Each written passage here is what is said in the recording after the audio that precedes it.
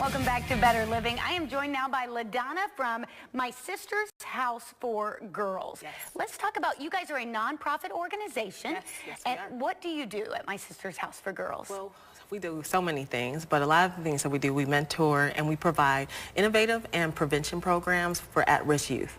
So adolescent girls between the ages of 10 and 17. How are these girls identified, these at-risk youth? How are they identified to get in touch with your program or to become part of it? And definitely it's been word of mouth, a lot of word of mouth. Girls that have received services, when they receive the services, they tell their friends, and then their friends tell their friends. And so they come in as far as with that. But churches, community centers, jobs and family services, Lucas County Children's Service Board, all of those things from different referrals. Okay. What kind of services, if there's a young girl that comes in that is deemed at risk for whatever reason, what kind of services do you provide? Well, we would set her up as far as with a mentor, so she would receive, and we do a group mentoring process, so it's not more of your individual or one-on-one mentoring, but we have other women that are locally as far as in the community, and then they help facilitate different self-esteem groups, anger management, and motivation. So we do things along those lines. And a new one that we're doing now is more about emotional intelligence, you know, being in control of our emotions and not letting our emotions get the best of us. So I think that's the whole social media thing has really increased the need for that emotional intelligence, don't you think? And that's one of the highlights that we do as far as with the self-esteem. We focus on media literacy. You know, everybody does self-esteem in different ways as far as with positive affirmations, knowing what it is. But we try to focus on media literacy and understanding how women could be misrepresented in the media and some of those things along those lines.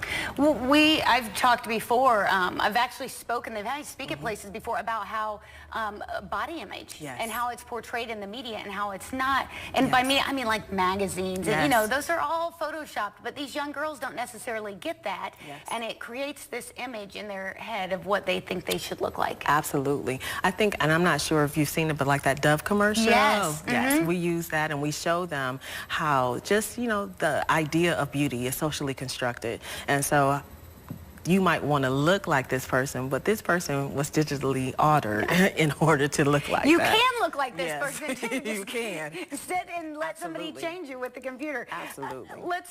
Do you think mentoring is really, I mean, it's necessary, because are a lot of these girls just missing a positive influence in their life? No, you know, a lot of the girls, they have parent involvement, but because of the work that it is, a lot of the parents work second shift, a lot of them work long hours, so I don't think that is, you know, because of that. They have a role model, they have their parents involved, and I think that what our mentors do, we co-sign what the parents are looking for. You know, we're just that additional help, we're that assistance that they're needed. I mean, there are some instances where, you know, biological parents aren't involved, but they do have family representation, so.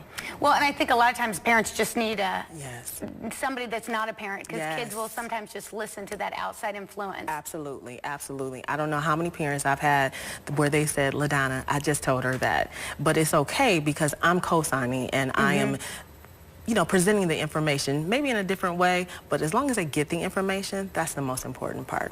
What kind of, as far as the mentoring, are they meeting with the girls on a weekly basis? Are they, what does the mentoring look like? Well, it's definitely on a weekly basis. Right now, you know, we can be at churches, and sometimes we're at local libraries as far as meeting with the girls, different locations, and we're also able to meet at the individual's home if deemed necessary. So that's what it looks like. But it is on a weekly basis, and sometimes it is, you know, even more if the young lady needs even more. But we also have activities though too. Well, and let's talk a little bit about those activities that you guys have. What do you do? Do you do them as a group? Yes, we try to do it as a group. I just think there's numbers. Yeah. It's power in numbers. And I believe in the whole sisterhood aspect.